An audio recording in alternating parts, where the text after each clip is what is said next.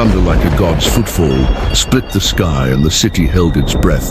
Even the birds vanished, as though the world had learned to listen. Somewhere beneath the bedrock and the blinking neon and the thousand small human rituals that stitched a night together, a different pulse beat, an animal drum of anger that had been sleeping in the marrow of a man named Bruce Banner, a patient scientist, until the gamma light burned him into a different covenant with the world. That covenant had a law of its own. Hurt the Hulk and the Hulk grows, hurt him more and the growth becomes a flood. It was an iron law written without ink, and no tribunal could repeal it.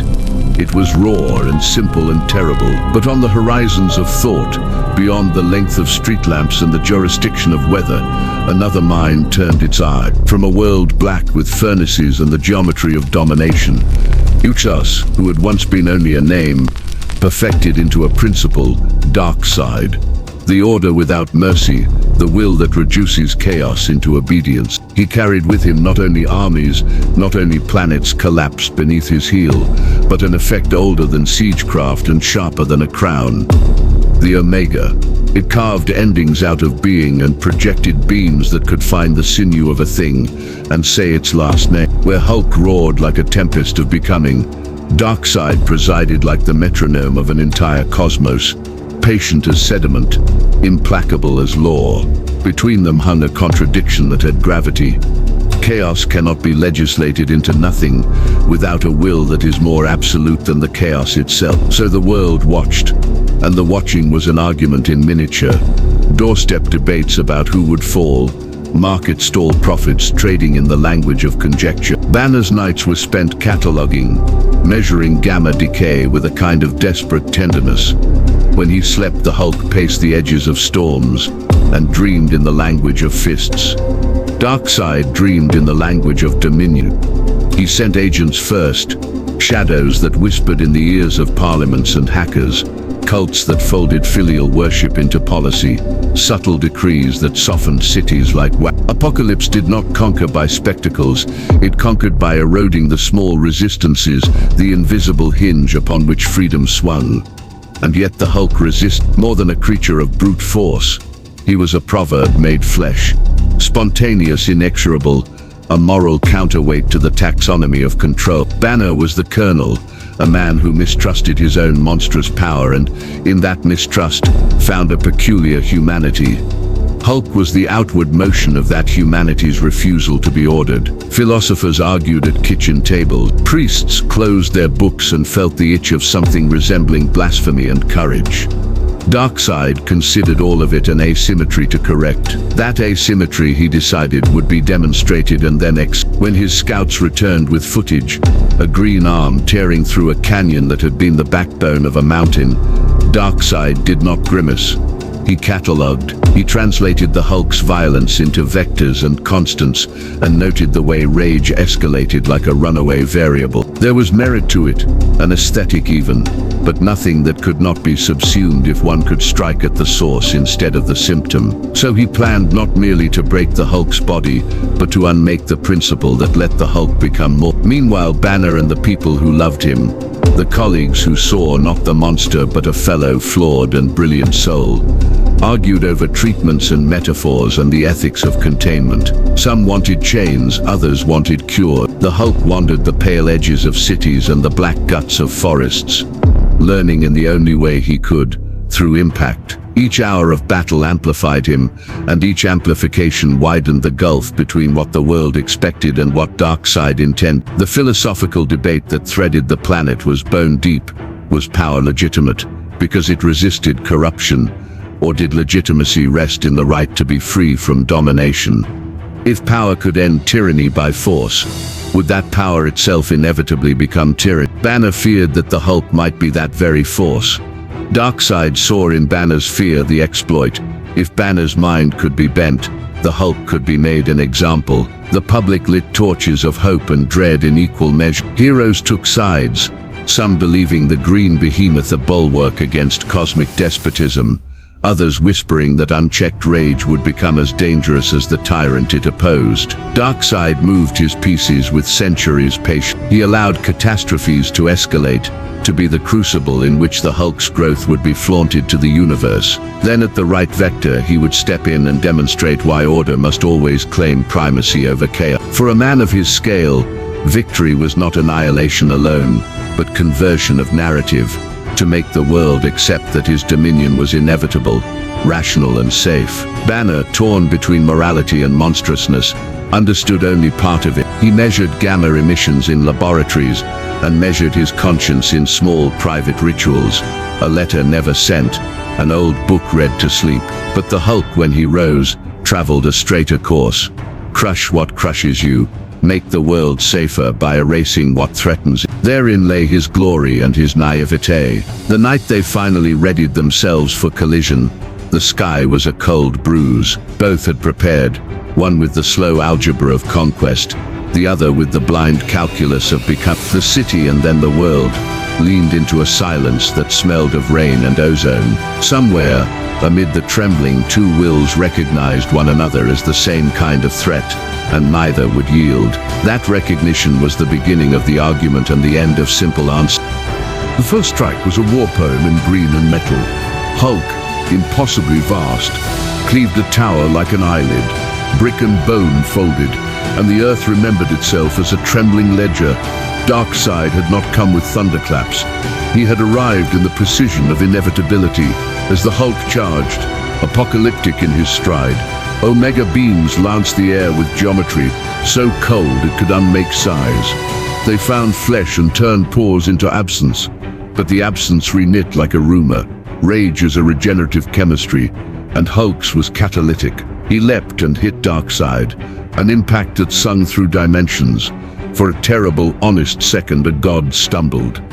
The crowds of world's empirical hope rose like a tide. Hulk landed blow after blow, each punch a syllable in the language of upheaval, and for a while it looked like a truism. Brute force can shatter god forms. Darkseid, flattened but unbroken, uncoiled into a counter of subtleties. He did not merely retaliate, he elucidated the field. Omega beams now did more than destroy.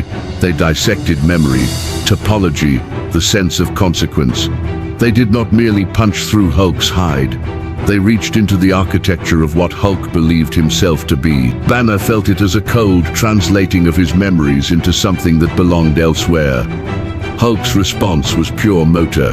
More speed, more wrath, more world-bruising blows. But Darkseid had folded a new theorem into the fight. He cast the Omega Sanction, a verdict disguised as a weapon. Where Hulk struck with erosive force, Darkseid imposed sentences. The sanction did not kill in the comfortable sense. It sentenced its victim to a procession of ends, infinite, private, carefully graduated deaths that stripped will by attrition. Hulk's regenerative tissue reassembled each time, but the sanction operated on a different substrate. Time, memory, identity. With each resurrection inside the sanction, something more than muscle was taxed. The continuity that made rage into a strategy. Hulk found himself falling into loops where the same valiant charge returned him to nothing, where every triumph tasted like the echo of defeat. Rage, which had been the font of his ascension, now became an instrument in a labyrinth. Banner's mind tried to crawl free, to reach some scientific foothold, but Darkseid's design was metaphysical. Here the battlefield ceased to be bricks and lightning, and became lexicon. Darkseid redefined victory, breaking the relationship between cause and consequence that Hulk depended on. The Hulk snapped out of one loop and smashed a moon into a mountain. He snarled in a voice that was half prophecy, half pain. He tore through avatars, through drones, through apocalyptic constructs that had been trained to wear his fury like armor. He demolished generals, flattened columns of the new gods, and for every piece of apocalypse he crushed, the world's grammar of hope rewrote itself with Hulk at the subject. But with every material defeat, Darkseid enacted another layer of abstraction. He invoked a law where violence could be absorbed, translated, and represented. Darkseid's true victory would not be a lack of damage, but a redescription of what damage meant. He began to sever the social scaffolding that gave Hulk his moral context. Images of Hulk as defender became fewer as Darkseid projected memories into the global mind. Old news feeds rearranged, so that Hulk's rampages were foregrounded, so that the planet remembered the smashed hospitals and extinguished lives first. The public's chorus shifted from cheer to fear. Ally turned to critic as the narrative Darkseid curated painted Hulk as antithesis, rather than savior. Rage feeds on permission, on the belief that the feet that are planted gain ground. Deny that permission and the plant withers. Banner, in the electric cracks between looped death and renewed fists, realized the depth of what Darkseid was doing. The pattern was not to conquer by the blade alone, but to conquer the lingua franca of rebellion. He aimed to make the planet believe that resistance is more dangerous than order. There was a moment of terrible clarity when Hulk, standing amid a ruined canyon that smelled like sulfur and crushed faith, hurled himself at Darkseid with enough force to cleave reality. He struck the god full, shattered the Avatar's thorax, and for a cathedral's silent beat, the world tasted a violent, beautiful victory. Apokolips shuddered, statues fell, yet the thing that Darkseid had been, the principle of utter domination, did not bleed. The true Darkseid, an idea taking form in the calculus of existence, withdrew into the seams between universes. From there he did what ideas do when they must survive. He remade the terms, he rewired the cost of opposition. He turned the sanction outward into a contract. Those who defied order were offered an alternative, not of chains but of certitude, a peace that required obedience. To the desperate and the exhausted, certainty was a mercy.